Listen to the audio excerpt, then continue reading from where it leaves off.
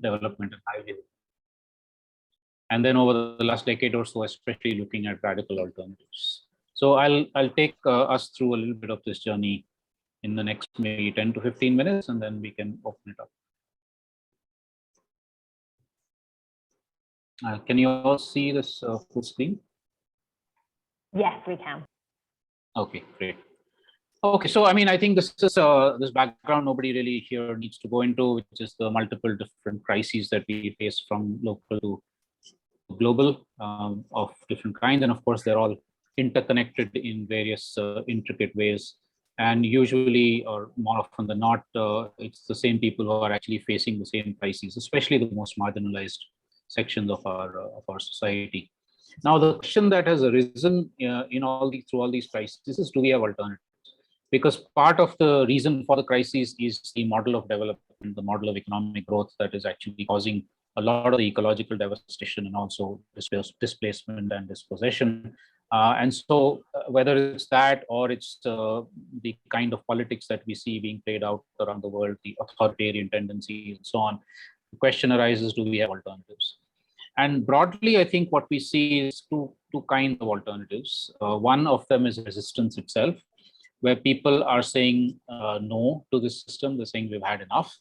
We don't want to continue the same system that creates exploitation, that furthers ecological devastation, that sustains injustice and so on.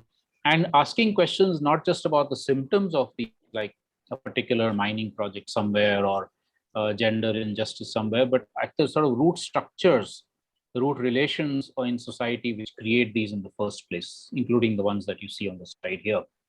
And when you have resistance movements, this picture is from about 30 years back, a movement of indigenous people in central India against two mega hydroelectricity projects that would have displaced about 300 villages and destroyed all the forests that you can see in the background. And what these people were saying is not simply that we don't want the projects because they will displace us, but because this river is our mother, and we will not allow our mother to be shackled by your dreams of progress. That's what they were telling government. So you see in these resistance movements already alternative articulations of what it means to relate to the rest of nature and to each other. But along with these movements of resistance, we are also seeing more and more expressions, grounded expressions of constructive alternatives, people doing things to meet their needs and their aspirations without causing the kind of ecological and social havoc that the currently dominant system does. The book that you see on the top right-hand side is, I'll put in the chat later on, where you can download it for free. It's got about 100 examples of radical alternatives from different parts of the world. My own experience has, of course, been much more deep in India, where we have been also documenting these alternative constructive initiatives. And we have a website, which I'll show at the end, which has already about 1,700, 1,800 stories of these alternatives in different fields of life. I don't have the time, but just quickly a sort of a half a minute glimpse of about 4 or 5 of them.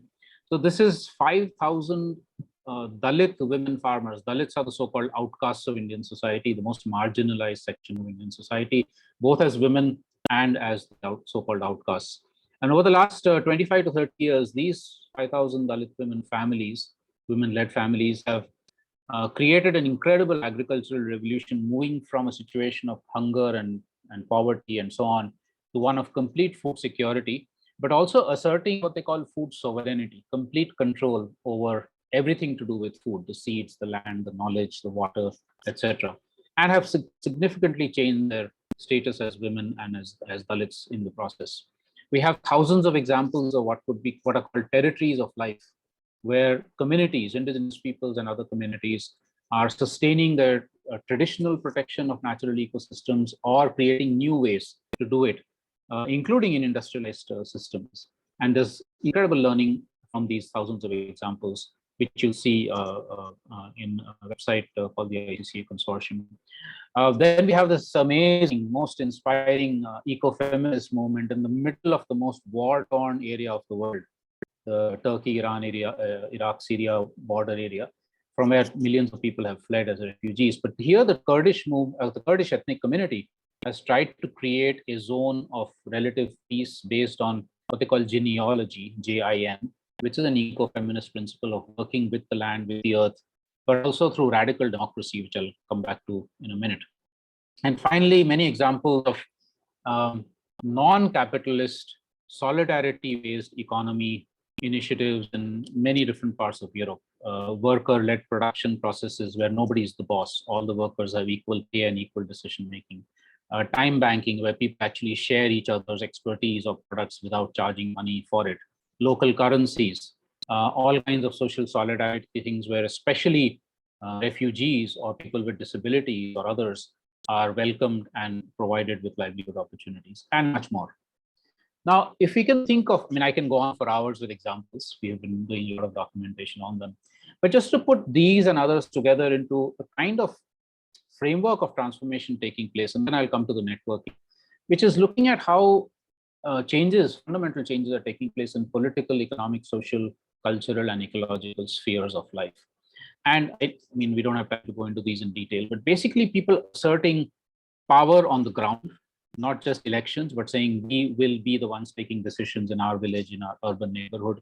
People asserting control over the economy, not allowing capitalists to be running away with profits, etc. People asserting that the economy is about relationships of caring and sharing, not just about financial transactions.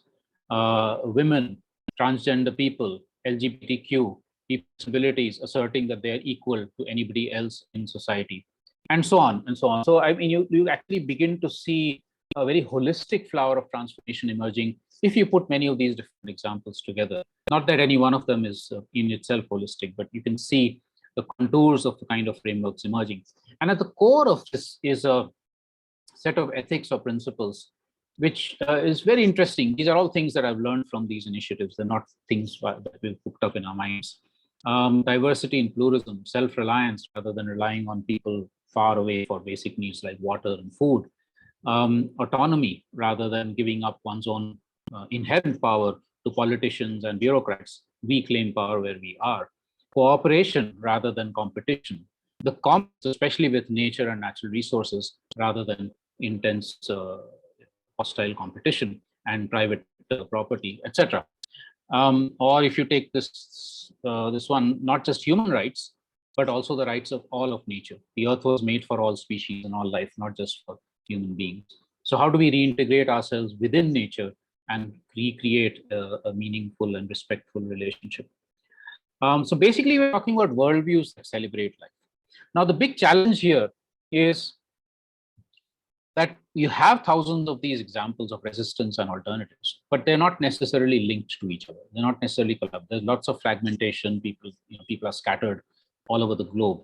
And because of that, it's not so easy for them to get together to challenge the macro structures that currently destroy the world.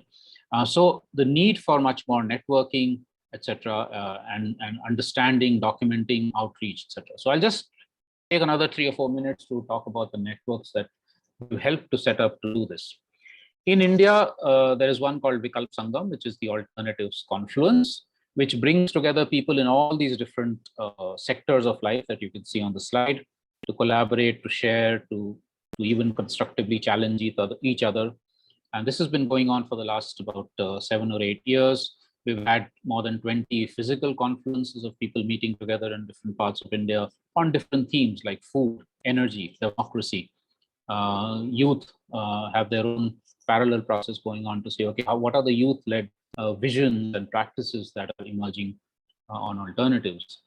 We have a website, which I mentioned, which almost every day, 1 or 2 stories are going up there, which is providing stories that provide hope and inspiration in the midst of all the doomsday scenario that we otherwise have. We also do collective visioning of what is the kind of society we want in India. If we have problems with the currently dominant system, what is the alternative system or societies that we want? What comes from the tradition that still should continue, and what comes from new systems? We've also been documenting where communities are resilient in the times of crises. In the last 2 years with COVID, for instance, where communities were able to cope with both the health crises and the livelihood crises, and why was that the case where others actually failed to do so. So about 70, 80 stories of this from different parts of India.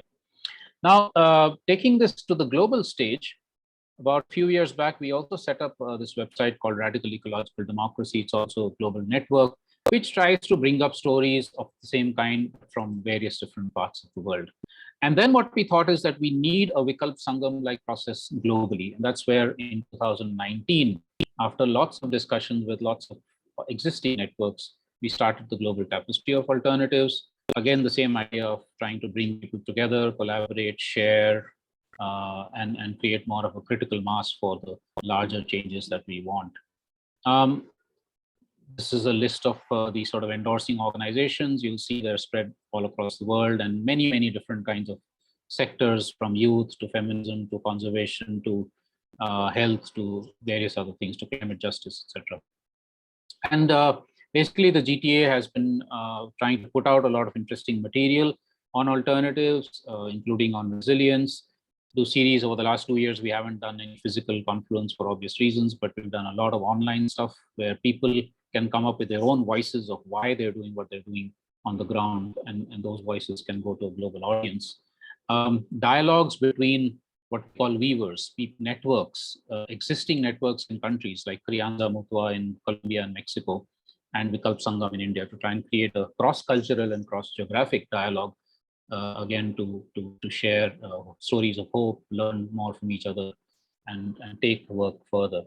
And then the GTA initiated yet another global process, which has tried to bring together 8 similar global processes of dialogue and action, which you see on the screen here, to synergize, not in a sort of hierarchical way of an umbrella organization, but just to create a platform for synergy amongst all of these. So we can do collective actions where, for instance, in COP26 in Glasgow, a collective street action with all of these groups and others, or dialogue processes online and physically, creating material, etc. And finally, we're doing a meta mapping of alternative networks all over the world, because there isn't any such mapping available. So we want to create an open source kind of thing, which is available for anybody to use for this kind of a mapping process. That's the website of the GTA, which has a lot more of this information. There's enormous challenges, of course, with the running of these sorts of networks, but maybe as part of the discussion, we can get into those challenges and what more we want to do.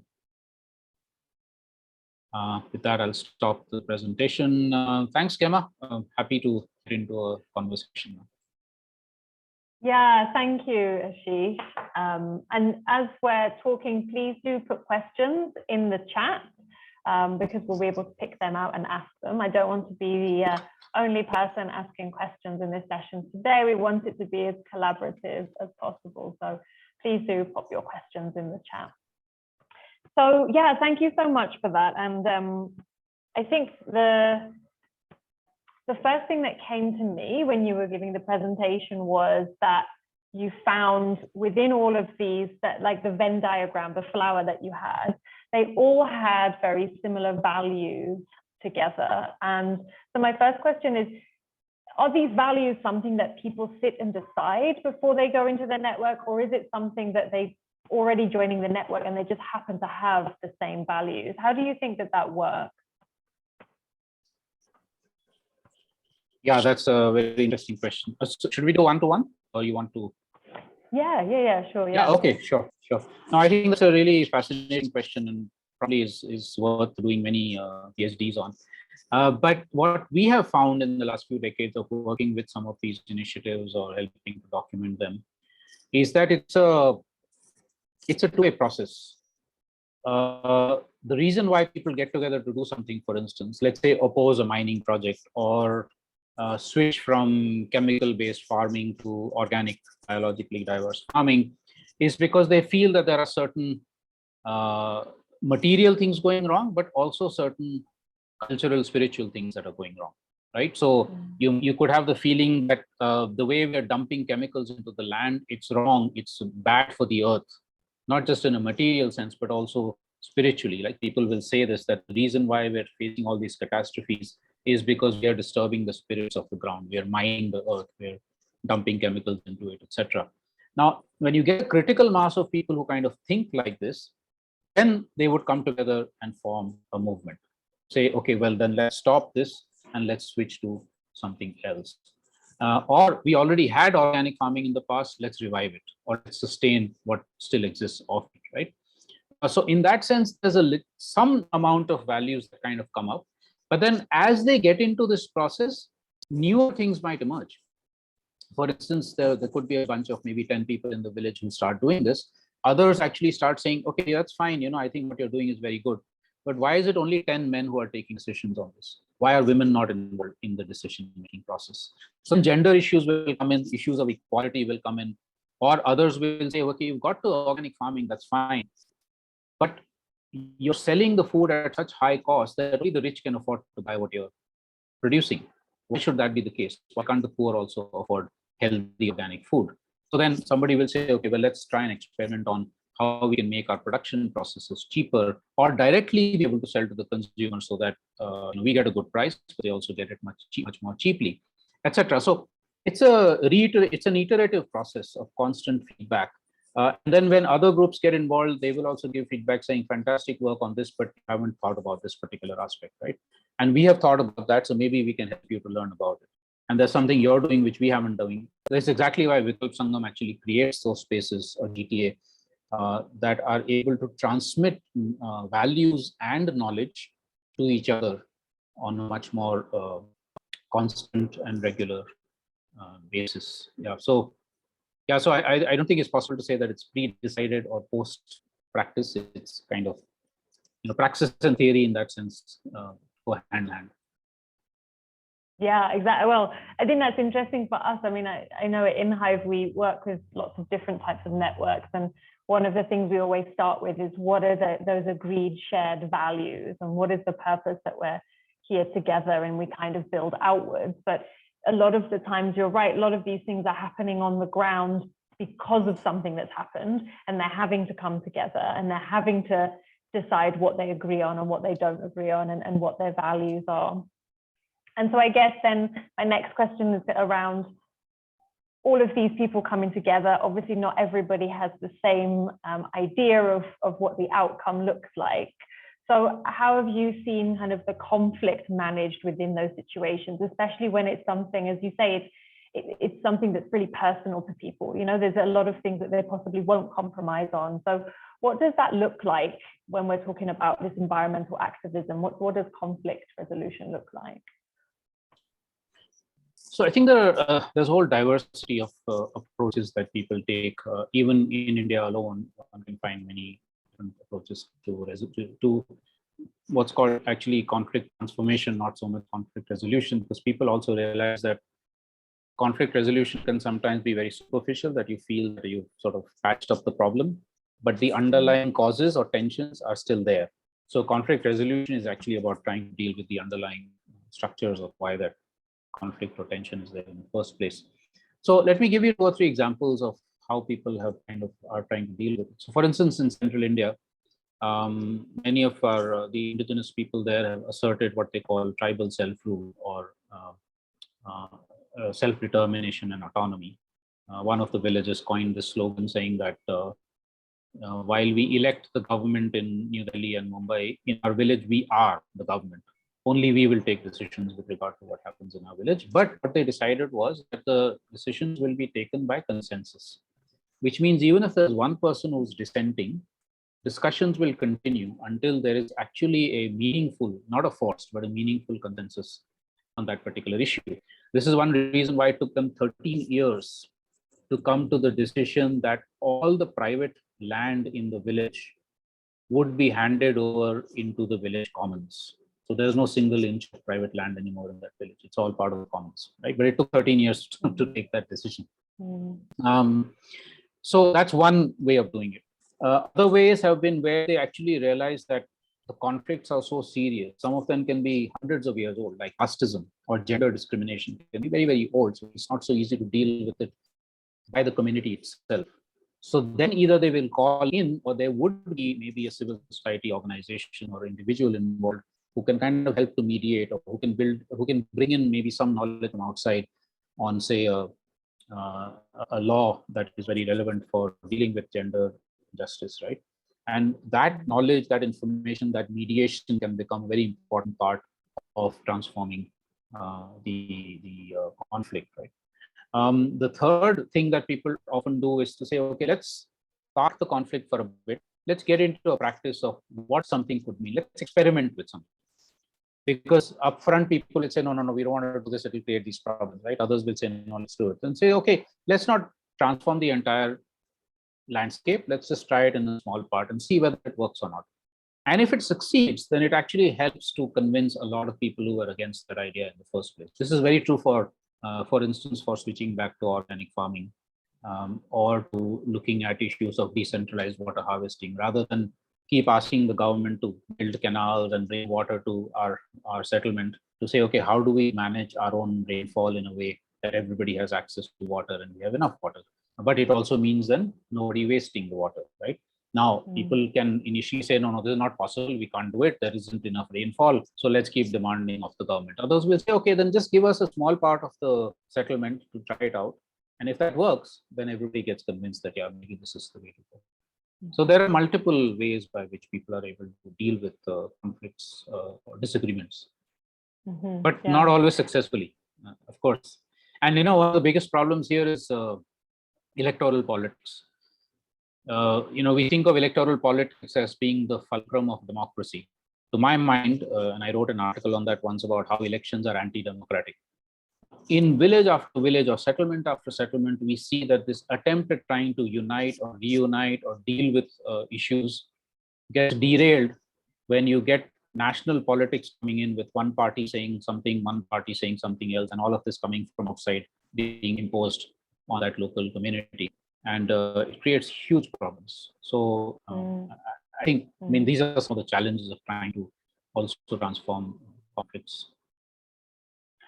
Yeah, I mean that's actually a really good point. And I think because everything you're talking about takes time. That's what's coming out of that as well, right? Like that example, it's taken 15 years to come to a consensus, but then everyone, feels like they're part of the movement. And I think time is one of the issues here, and a lot of people don't have time. They want action now. And I guess when it comes to politics, there's a time span of when the elections are coming and they need to get people on board. So I just wanted to pause a moment and just for everyone in the audience, and you can just raise your hand on the screen, you can use the emojis, but just interested for people listening in, who here is involved in let's say a people-powered network, any type of advocacy network? Just a raise of hands so we can have a little look.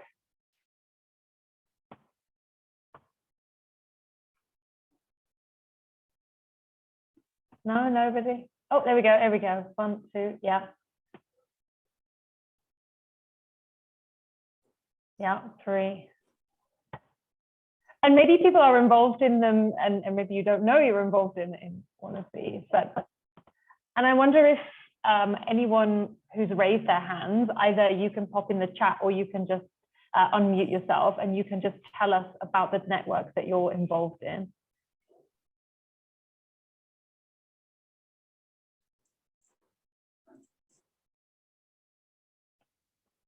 Don't be shy. Pop it in the chat or just unmute yourself.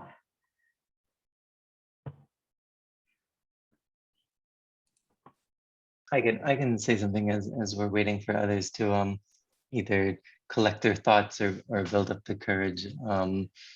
Ashish, this is fascinating, and it's so lovely to hear all of the experiences. I think one of the networks that I'm active in is Catalyst 2030. I'm sure you're familiar with them and their work. And they're kind of similarly an aggregator, more focused on the social entrepreneurship sector, but this aggregator of networks and initiatives that are kind of not mainstream yet. And a lot of the challenges that you're saying, sorry, Gemma, if I can frame my sharing into a question, if it's okay. A lot of the challenges that you're saying really resonate with me, because a lot of my background is in kind of working with alternatives in the food sector, food sovereignty and social enterprise kind of initiatives, and seeing how there are a lot of networks out there that exist, but still most of the actors partially because of mindset, partially because of structure, partially because of funds, end up having to do the work on their own. I'm just curious, kind of what have you seen in these kinds of networks that bring together people, let's say, that are working on the fringes, that are like, they're all struggling. They're struggling to kind of go against the big actors, but they're also struggling to do the work on the ground. They're struggling to find resources to do it. They're struggling to figure out, because they're all innovating. But there's many people that are doing the same thing as them, and for the most part, they're often not connected. What have you found that, I mean, you mentioned this some of it, but what would you say like the key ingredients that really works to connect people to be able to get beyond those boundaries? Sorry if I jumped into other people's questions. I'm very excited about this conversation. So. Yeah, Brendan, I mean, you're absolutely right. There's probably millions of people who are actually in that situation, alone or not having enough of a support structure to do what they want to do. So again, I think it's a very crucial role of the kind of networks that we're part of, to be able to not just be open to such individuals or small groups who are struggling, but to actually actively try and find them and then be able to support. Yeah? I'll give you an example. In central India, in one of the poorest states of India, there's a couple that's working with very disadvantaged children who don't have access to good education, etc., or the education they have access to is something that's going to take them away from the community and just alienate them. So they're trying to create an alternative learning space, but they themselves are extremely, it's not like they're rich to put in lots of resources. So they've been actually, when we came across them in a meeting, we started discussing what are the possibilities of actually having generating some support for them. And said that they also reached back out to us and said, look, these are the kind of, they wanted to do a tour across different alternative initiatives with about a bunch of 20 children from that very poor community. And they finally managed to do it because we sent out a word to, 100 organizations saying, look, here's what is needed. Would people be willing to help? Can you host them, for instance, if they come to you? Can you provide some resources for their travel? And they were able to generate enough resources for that. I think the fact is, there is enough money or other material resources, things like hosting or gift economy kind of stuff, which is available in our societies. It's just not adequately tapped. And tapping that requires this kind of very active and respectful networking that, so Catalyst probably does it. We try and do it with Vikalp Sangam with whatever limited resources we have, and others also do it. But I think this, and the last point I'll make here is that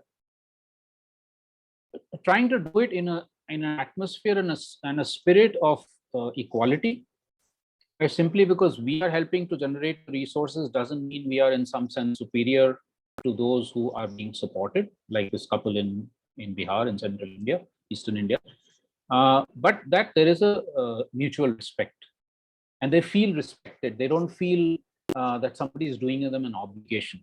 Somebody is doing them a favor and that therefore they are obliged to us. It's the feeling is that you guys are doing fantastic work. It's the kind of work that we can't do sitting in a city.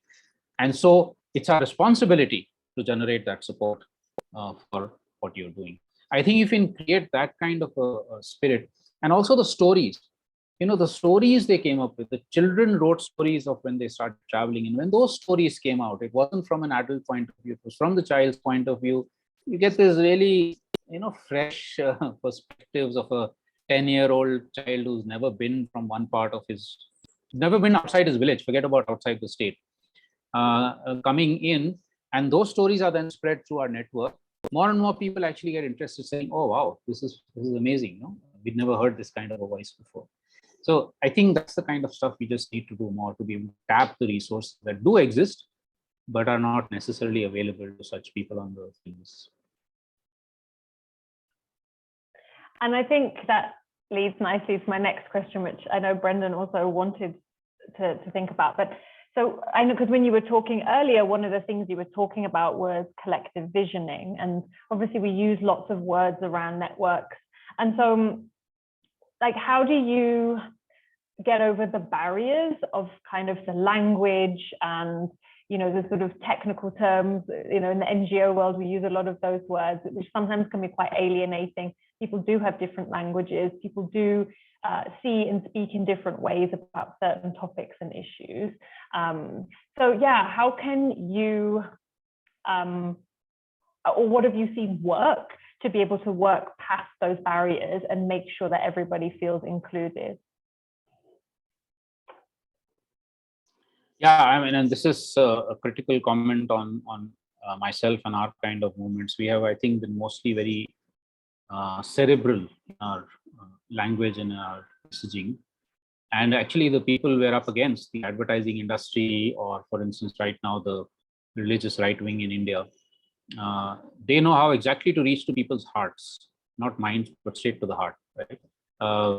That's what the advertising industry uses children a lot, because then it appeals to the parents to go and buy all kinds of stupid stuff. So we need to get much better at that. So that's why I keep mentioning storytelling. Now, this storytelling can happen as written text in different languages. In India, we have 780 living languages, so it's a huge challenge, but it can happen. But even more importantly, it can happen orally, video, art, music, dance. We simply don't use those cultural forms enough. And in virtually all countries, we have traditions of these kinds which can be brought back to life in the current context to be able to talk about these social issues and both, as I said, the resistance, but also the solutions, the constructive alternatives. We just need to do much more of that. And I think young people are really good at it. So youth are coming up more and more. Again, we're trying to encourage it through our networking. To use whatever spaces are there, the traditional spaces of communication and media and outreach and all of that, which some of us are used to, but also, of course, the new ones, the so-called social media, which is pretty powerful. We know how powerful it is in the wrong side, but how can we actually use it for creating the right messaging and getting across to people who are normally not part of our conversations. So I think not just cerebral, but also sometimes we are, and again, I'm blaming myself and our network for this, is sometimes we're also too antagonistic. So we will lambast a government policy or right-wing fascism or whatever it is. And of course, we need to be critical of it. No need to be polite about it. But one can also do things in a conversation, in a communication, which is more non-violent, where then perhaps not the ones who are extreme on the other side, but people who are somewhere in the middle, kind of sitting on the fence, and there'll be millions of them, might say, okay, some of what you say makes sense. We're still convinced by those guys, but some of what you say does seem to make sense, right? So how do we find those messages for the middle ground, where we actually slowly try and pull people into trying to understand the sorts of issues we're talking about? Non-violent communication, for instance, becomes very important. Gandhi taught us that very well. He said, love your enemy also. It's not the person you're attacking, you're targeting, it's the system that you're targeting. And keep targeting the system and be as critical, but deal with the person in that system with the generosity of love. It's very difficult. I don't think I've been able to do it, but we need much more of it. Yeah, well, I love the part of using art and dance. And I know our colleagues get annoyed with Brendan and I, because we're a bit like that. We like to do things with our body when let's express ourselves. But I think it works really well. I think because, as you mentioned, you tap into your inner child. And straight away, I think everybody then becomes on the same level. So, your second point of like, yes, you might not agree with that person, but you can come to the table and have some humility and then build from there. So I think that's a really, really good way to look at it. And I know there's some questions in the chat. So we've got a question here from Ollie. So given the diversity of environmental, indigenous and scientific knowledge, how can networks tackle issues where these worldviews clash or have friction with each other? E.g., the Western positive worldview of nature is rather narrow, focusing on the value of nature for people and the economy, forgetting its intrinsic value, something which indigenous knowledges are more holistic in doing. How can networks reconcile or transcend these challenges? Well, I think only one of the things that's happening with the climate crisis that more and more collaborations are taking place between the so-called modern Western scientists and indigenous scientists or indigenous knowledge holders. Certainly with climate, to some extent also with biodiversity, this is happening. And I think what's also very interesting is that Western science is also transforming. If you see the most recent work, for instance, on the below the ground communications of forests, that, I forget her name, the American woman scientist who's actually worked on this, and how the forest is in that sense a living being which is communicating in all sorts of incredible ways. It's the sort of language which is science-based, but it's the sort of language which kind of fairly easily, or not easily, but it is possible to relate it to how indigenous people would look at that forest also as a living being, in a spiritual way or in a cultural way, and sometimes also in a highly material way. And I think the more we're able to actually build those bridges, the more we can break down these barriers that have actually separated modern science. Now, of course, I'm not talking about those very conventional modern science people who, as you say, separate humans from nature and are unwilling to actually remove that dichotomy or that binary.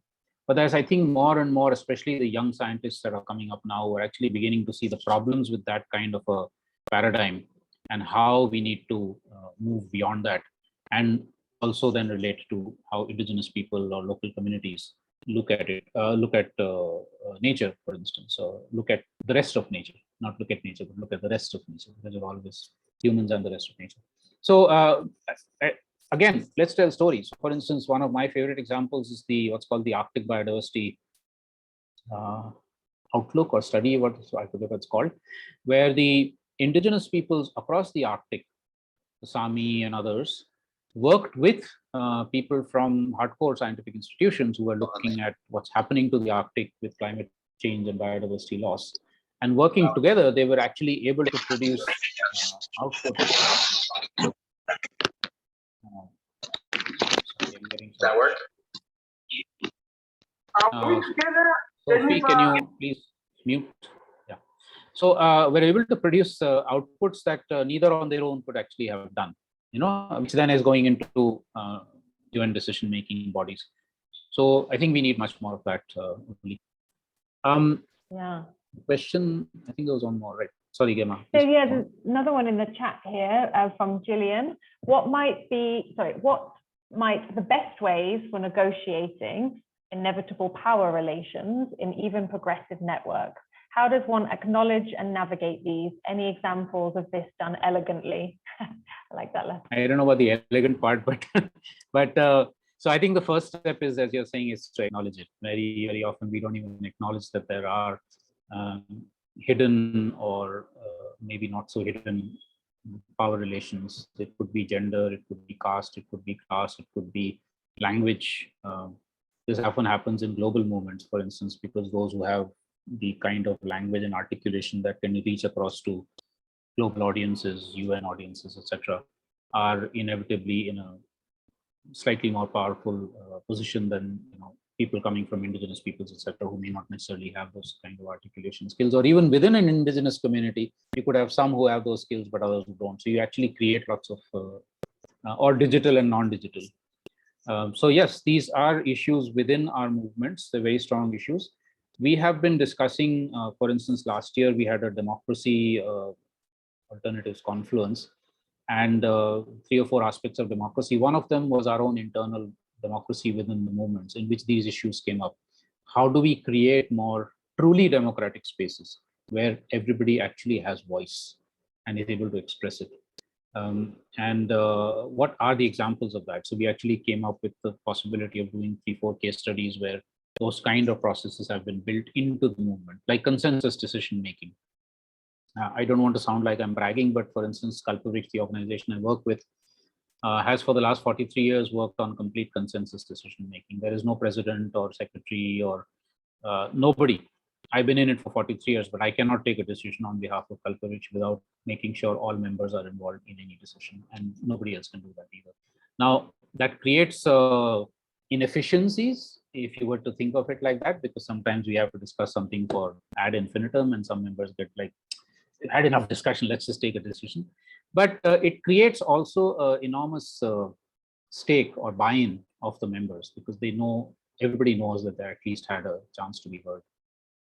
So I think we need many, many more such processes of being able to make those spaces and point out in a constructive way to each other where we think that that's actually not happening. And we have, like, in the Vikalp Sangam process, and we're trying to do that GTA also, though, because it's global, it's much more challenging, because there are also cultural differences and all of that.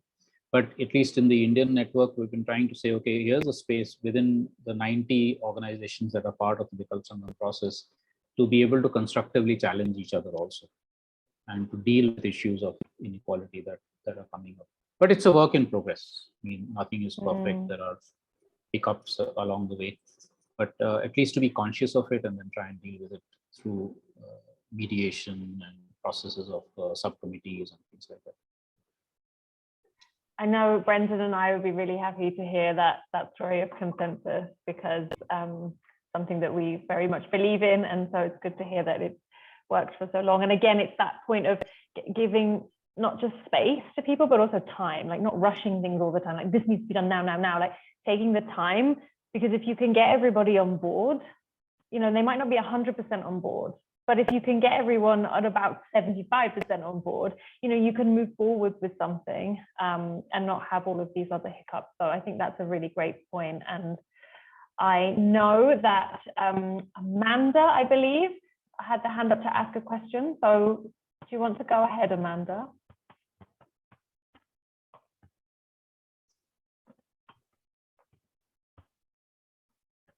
Sorry, had a little trouble unmuting myself. And thank you, Ashish. This is such a great conversation. And I guess less of a question, just more of a general comment.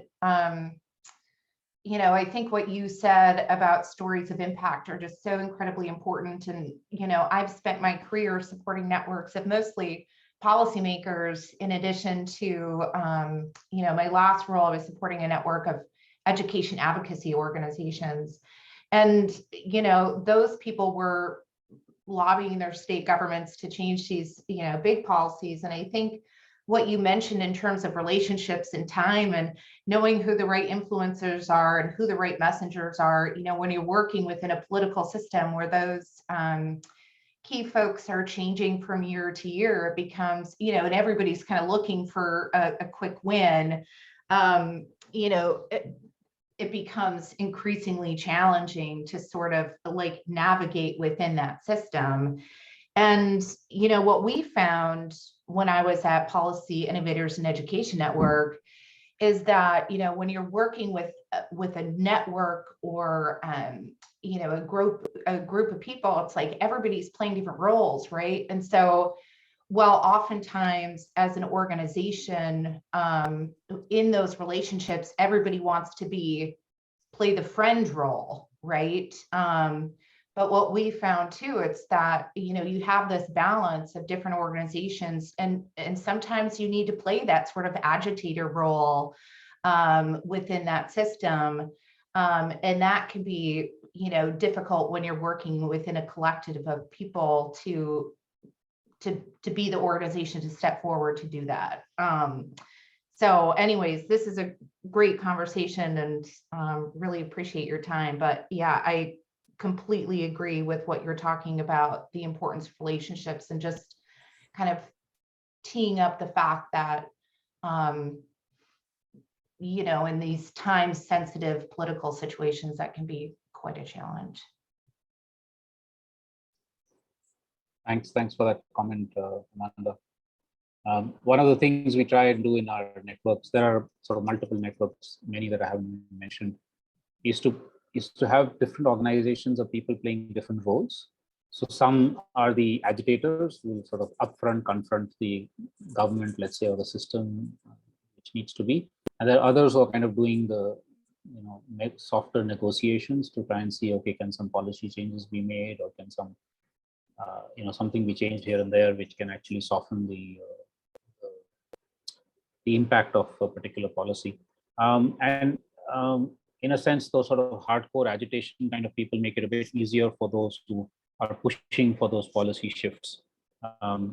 and vice versa. So yeah, I think we have to figure out, because no single organization or person can do all of this. So figure out how, and that's again very important part of the network, to have different kinds of groups and people in it who can play different kinds of roles without undermining each other. But, to have an understanding of how these diverse roles can finally push the envelope in the way we want. And then we have one final question from Dennis. I can see you, Dennis. Do you want to unmute and ask your question, or do you want me to ask it? Yeah, I don't mind asking the question from here. I don't mind asking the question from here, and that would be, how best can environmental networks play intermediary roles in local level climate action? For instance, I don't know if that question is clear. Yeah, Dennis, I thought you were giving some example, but yeah, I think it's clear. Otherwise, do you have an example in mind, or should I just go ahead? Yes, a fair example would just be about, so for example, being someone who works primarily with youth network, and considering the fact that there are quite a whole lot of conversations globally that has to do with climate action, but in the local context, the application sometimes really needs networks coming together to be able to drive such conversations to get necessary and needed outcomes. Sometimes in terms of policy, sometimes in terms of engagement, sometimes even in terms of getting concretized actions for the global discussion and conversation around such topics. Yeah. So I primarily just want to know how local networks can be mobilized to play such intermediary roles. Yeah, I think the intermediary role is a very important one, but also something that needs to be played very sensitively, because what happens very often with a lot of NGOs is that they actually become the dominant partner. They speak on behalf of the local community, which I think is always a mistake. What we need to do is the two-way process of saying, okay, here's what happened in COP26 in Glasgow, kind of simplify the language from there to be able to be understood by the local community, right? Not dumb it down, but just simplify it, because sometimes legalese and treaties and all of that could be hard to understand. And say, okay, this is what happened in Glasgow, or this is what happened in Paris, or this is what happened in New Delhi, right? And to bring that down to the ground, to communities who don't have access to those corridors of power. And then the other way around, which is then to be able to help convey the voices of those communities into those corridors, if possible, by actually facilitating those people themselves to represent themselves. And we've done that quite a lot in the last few years with things like biodiversity convention, conservation, etc., where you actually have representatives of indigenous peoples going to, say, the World Parks Congress or the Biodiversity Convention Conference of Parties or the Climate Conference of Parties, and able to speak for themselves rather than somebody else speaking on their behalf. But if that's not possible for logistics reasons, make videos, shoot videos of those local people and then show those videos, right?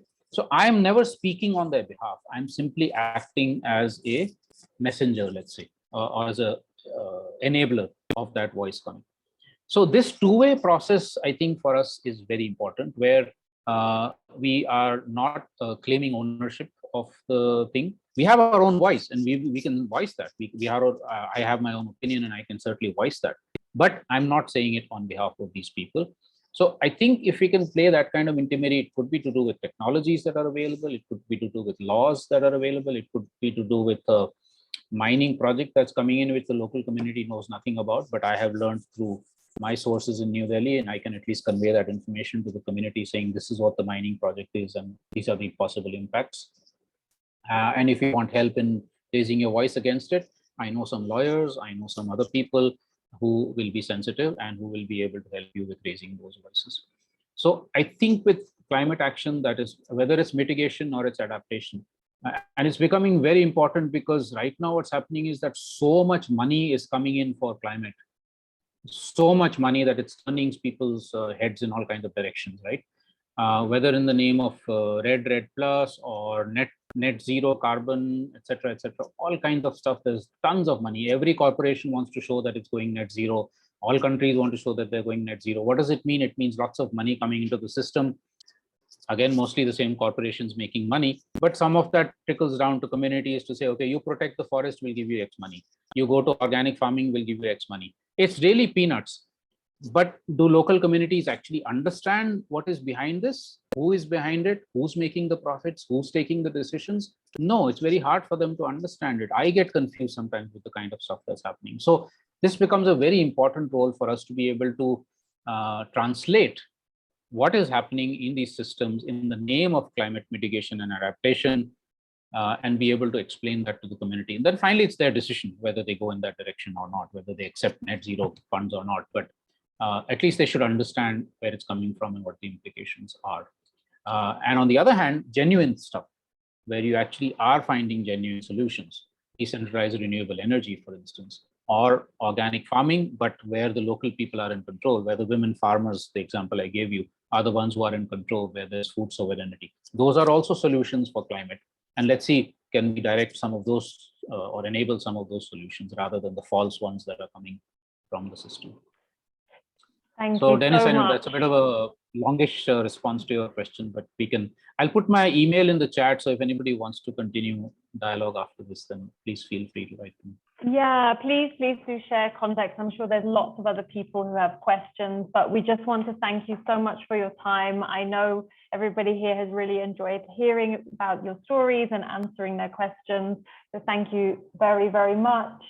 inHive, we are continuing our festival for the next 2 weeks. I know Brendan had shared the link as well up there. So please do sign up for the rest of the events. But it's not just about this month, it's also about continuing this collaboration. So we want to continue those conversations with you. Please do connect with us as well. We're on LinkedIn, and connect with us and stay in touch. But we just want to thank Ashish one more time and thank you all for coming today. Thank you. Thanks a lot for this opportunity. We'll be in touch. Thank you. Thanks, Ashish. Bye, everybody. Take care. Thank you. Bye. Thank you.